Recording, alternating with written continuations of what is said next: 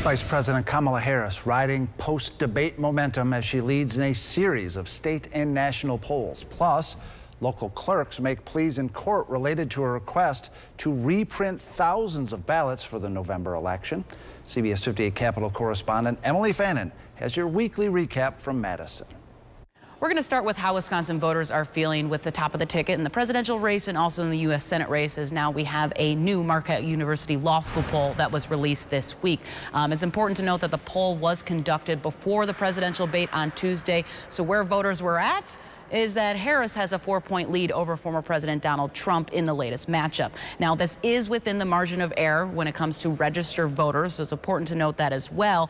And when I asked Charles Franklin, the poll director, about why she has an edge, this is quite a jump, I would say, from the last poll where they were in a statistical tie. He believes that it's a little bit of a post-Democratic convention bump. A lot of candidates do get that, a little bit of momentum coming out of that. But he also just blatantly said what a lot of people are thinking. She's not President Joe Biden, who was really lagging in momentum for a very long time before he decided to drop out of the race. So if I were a Democrat, I'd be happy, not about just the head-to-head, but looking, kind of drilling down a little bit, that Democrats are more enthusiastic to vote right now. And among those most enthusiastic, i.e. most likely to turn out to vote in November, she leads. That's good for her. She's better liked than Trump and Biden now. A low bar. She's still minus 4 points from her favorable to her unfavorable. But Trump is way underwater, and so is Biden, so that's good. If I'm a Republican, though, I gotta go, okay, you know, top ticket numbers aren't great, but economy, still #1 for an issue. And don't forget, in 2020, there are all kinds of polling errors about the presidential race. Pollsters have tried to address those with their methodology. For example, Franklin has started waiting for education after 2016, those polling errors from then to try and capture more Trump supporters. So I'm not quite sure those things have been fixed with Trump. We're not sure if there's still a silent Trump supporter who's not a big fan of answering the phone or talking to a pollster. But if I look at this overall, if I'm a Democrat, I feel good because Harris is keeping the momentum going, and that's maybe a good sign for the weeks coming up. And speaking about the presidential debate, a lot of post polls that did come out has Harris leading again.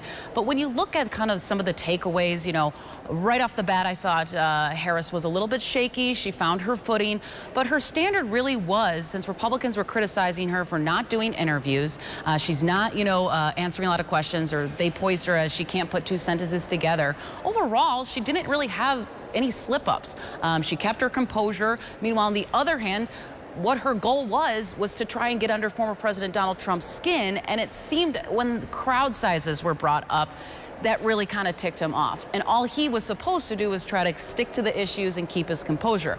But when you look at the end of the debate, by no means do I think this changed the trajectory of the race. It's still going to be very close in battleground states, and both candidates, we know right off the bat of the debate following it, they went to a swing state tour. They're going to be hitting a lot of these states that are so crucial to winning in November. Look, the first debate with Biden and Trump, Biden dropped out eventually after the debate. It went so poorly for him. For Harris, the real worry was she could undercut her momentum with a poor performance. She avoided that. Actually did fairly well. I mean, if you look at all the kind of reactions to the polls that we've seen of the debate, she's done fairly well. On the reverse, with Donald Trump, we've seen lots of criticism of his performance. Lots of questions. Are we struggling with female voters, for example? The conspiracy theories about people eating dogs and cats. Like the body language, the amplified voice for much of the debate, he seemed shook. And now you're seeing people kind of go, okay, he needs to get back on track somehow. Now, we should note, in 2020, consensus was Trump lost the debates. In 2016, felt like he lost the debates. Didn't matter. So I don't know that I saw a moment in this debate where it changed the trajectory of the race or was a viral moment that'll be in an ad. But for Harris, she feels good because she's keeping things going the right direction as this election moves on. And it's also about perception, too. You watch what you want to see, and you're going to believe what you want to see. So if you are a very big Trump supporter, you thought he did great, and he won. Same thing with Harris. So doesn't really matter. We'll learn about it when people head to the ballot box in November. Also, quickly, just want to touch on the U.S. Senate race with the Marquette poll. The race between Tammy Baldwin and Eric Hovde still tight. Now, Baldwin is still holding a lead, 52 over 48 to Eric Hovde. It's narrowed just a percentage point, again, within the margin of error. But there are some warning signs over the past few weeks for the Hovde campaign. Yeah, so if I look at TV ad buys all the time, as I'm watching the buys roll in around the country, they're going to Ohio, Montana, Pennsylvania first. they're not coming to Wisconsin right now. And I'm talking to people, I've heard two theories. One, Eric Hovde's very wealthy. There might be a push or pressure from National Republicans to get him to spend more of his own money to kind of keep the gap close for right now in spending. Or two, they're not sure Wisconsin's a good investment. They're kind of going, hey, I'd rather go to this other state here and play than Wisconsin. So for Hovde, we're kind of at a crucial point because the gap in spending on the air is widening in Baldwin's favor. These next couple weeks could be crucial for him to kind of keep that gap tight.